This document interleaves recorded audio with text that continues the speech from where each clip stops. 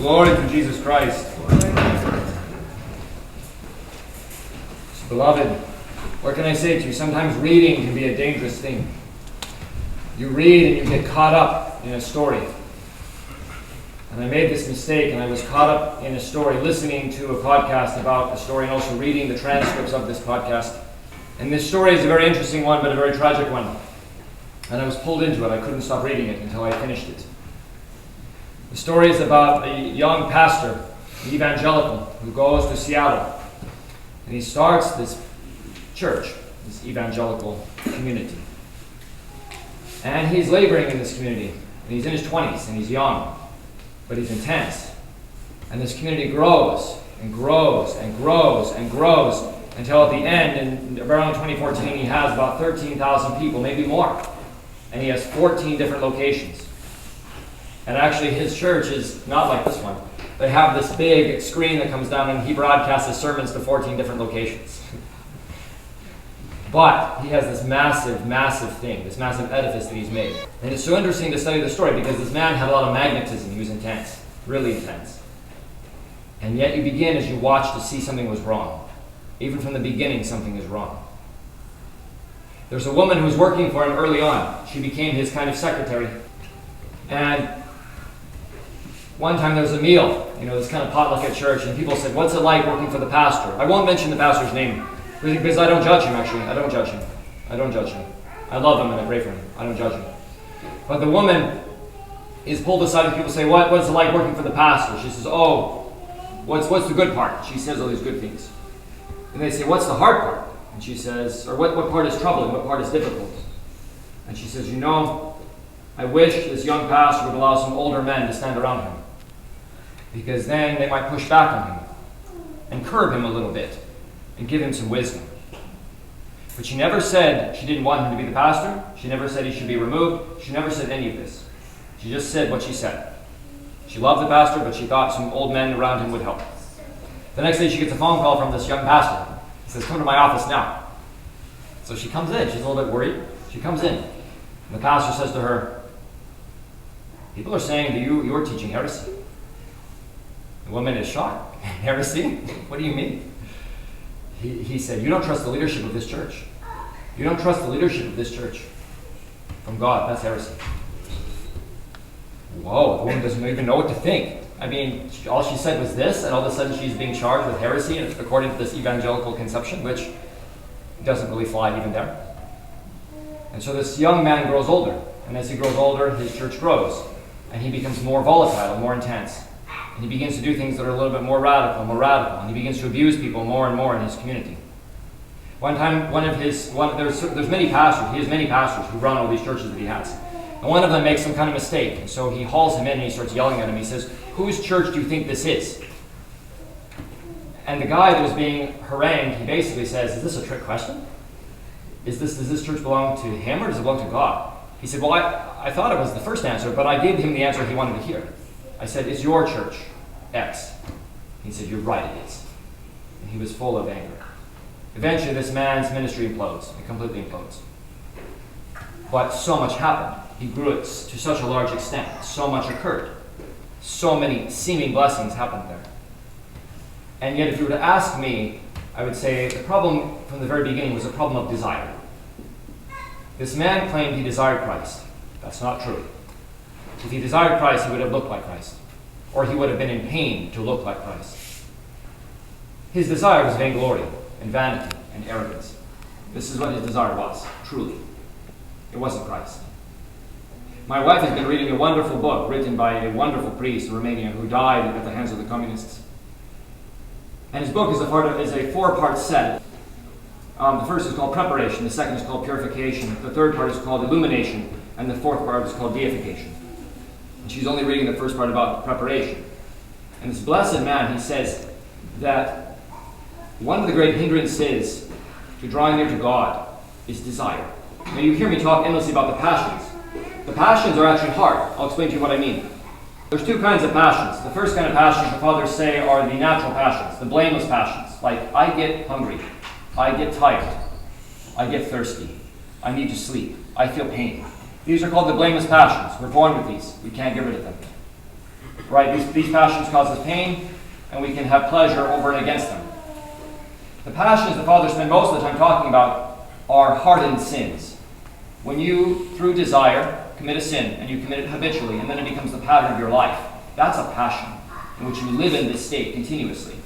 Like the young man who walks out, and the moment he sees someone who is contrary to him, he judges him. He just does it automatically. That's a passion. He judges all day long. He's in this continuous state of judging. This is a passion. But before passions, before sins even comes desire. Right? When Adam and Eve are in the garden, Satan comes, they haven't sinned. They've done nothing. Do Adam and Eve have passions? No. They don't have the blameless passions, and they don't have unnatural passions. They have none of them.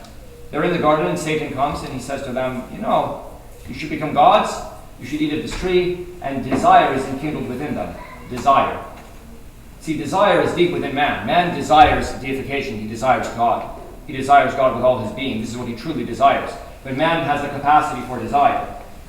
And the problem in this world is that Satan plays with this desire. He attaches our desires to all kinds of things, and we agree to this. The other problem is that in life, we have pain. And in seeking to escape the pain that we feel through all these different problems that we have, we seek pleasure.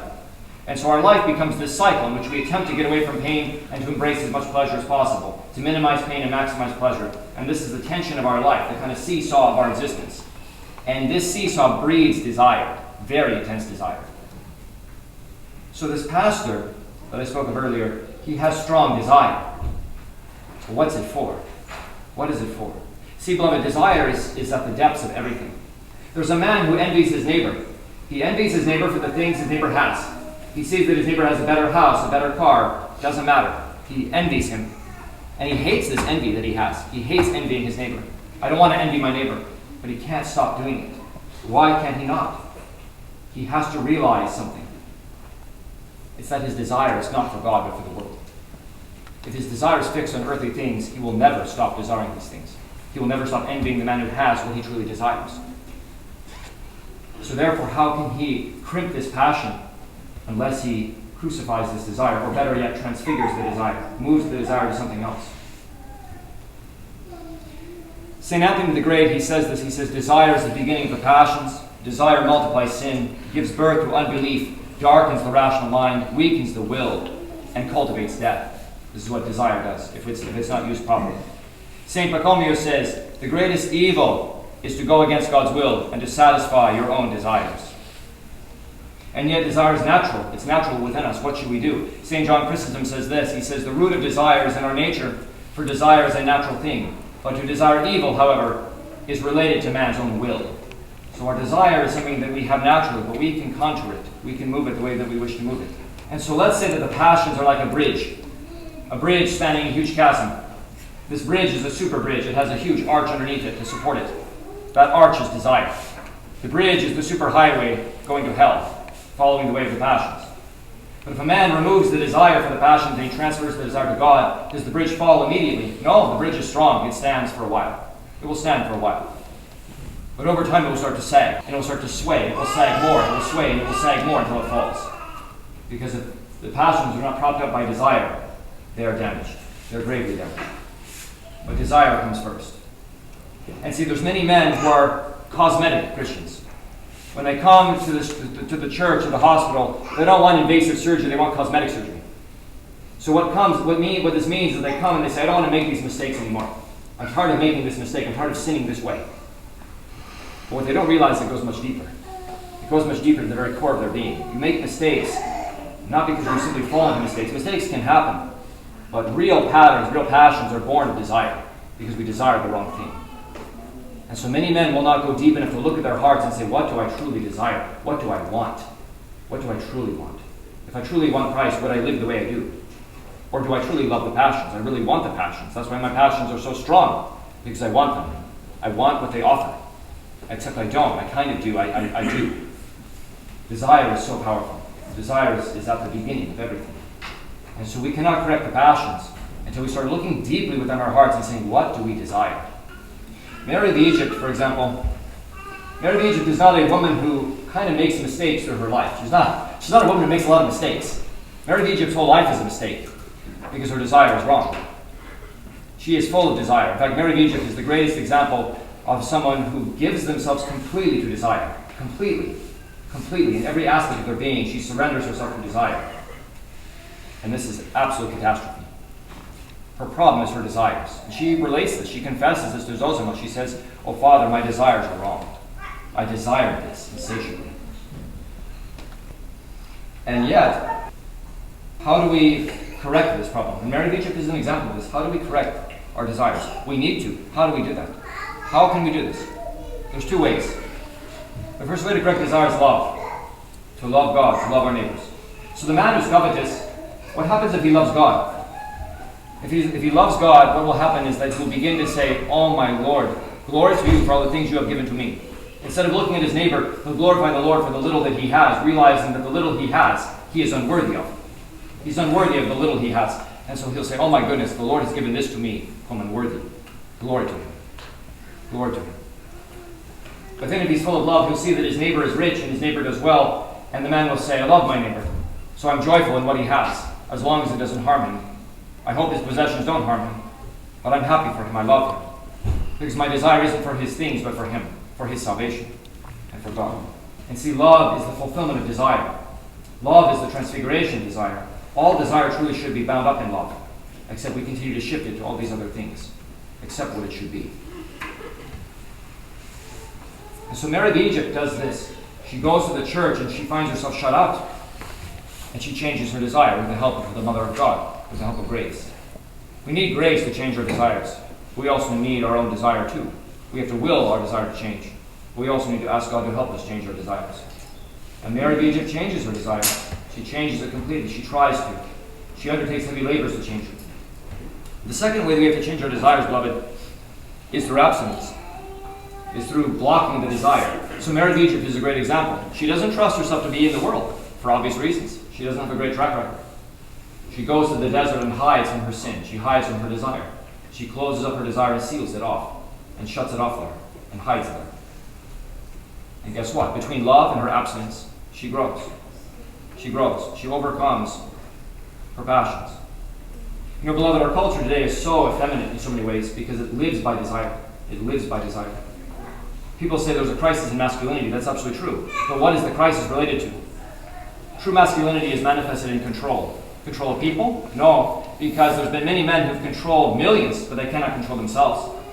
You can find all kinds of tyrants who can exercise control over huge swaths of the world, but they cannot control their own passions. They're out of control. They're insane, actually.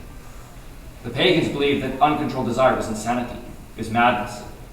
If you don't control your desires, you're not human. You're out of control. You're an animal, basically, is what the pagans would have said, let alone the Christians.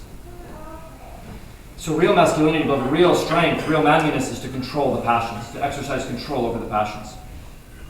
Look at Solomon, who is so wise. Right, God gives Solomon wisdom, but this is horrifying because Solomon has all this wisdom, and yet he still is the God by desire, because Solomon will not undertake the labor to cut it off. He doesn't cut off desire, he gives himself to it. Despite knowing better, he gives himself to it. And he's controlled by his wives, and his wives tell him, "Build us idols." And Solomon, who builds the temple of God, says, "Okay, I will. I'll build idols."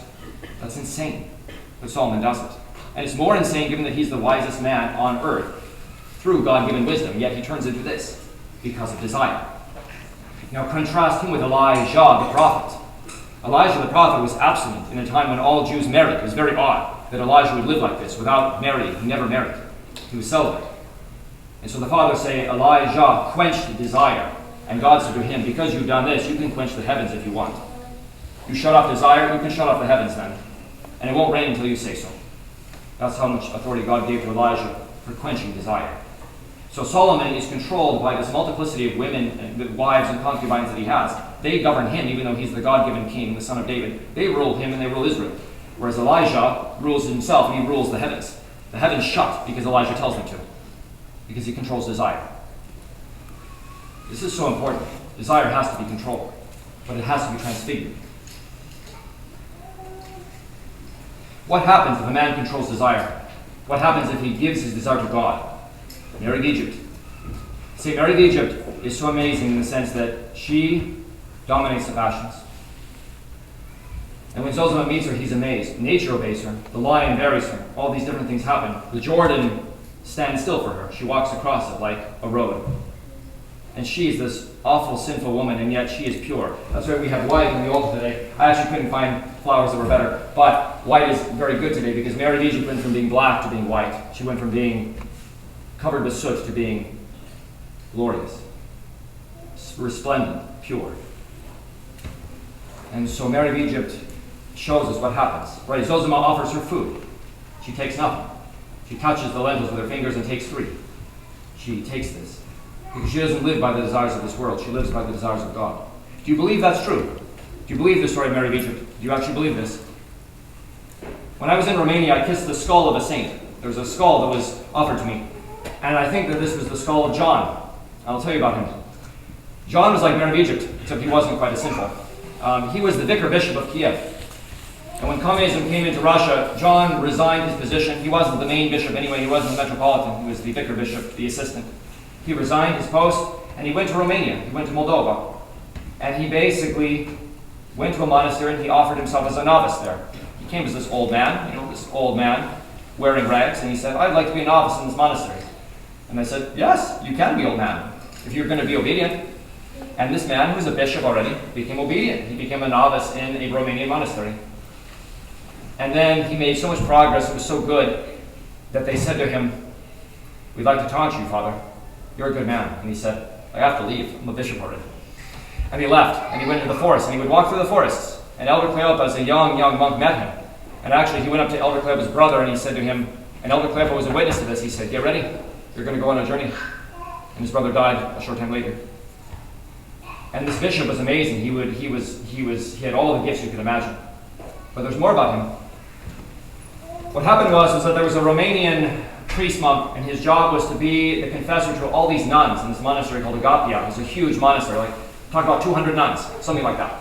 Big monastery. And so he was the spiritual confessor there. And he had troubles and problems and temptations. And so he would hike over the mountain to where Elder Cleopas' monastery was, Siastria, and he would go there to converse with him. This archimandrite, this priest. And he would take the journey, he would walk, it would take him all day, but he would hike over the mountain and come down. And as he was hiking, he met this Bishop John.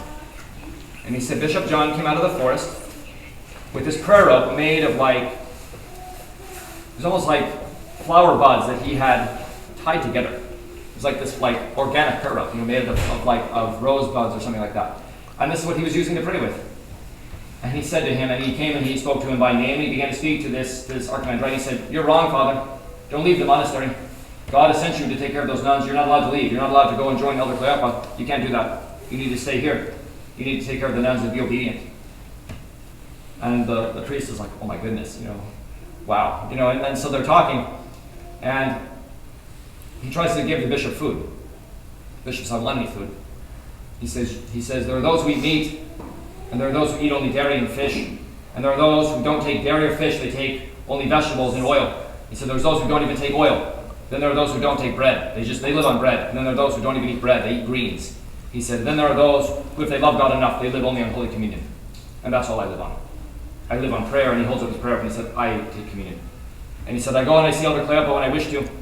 And when I go, no one sees me because I don't want to be seen. And I live here and I live in peace. And the archimandrite is like, oh my goodness, this is wild. And so he meets the bishop, I think, 2 more times. And he brings him, the bishop wants paper and pencil. I don't know what he wanted to write.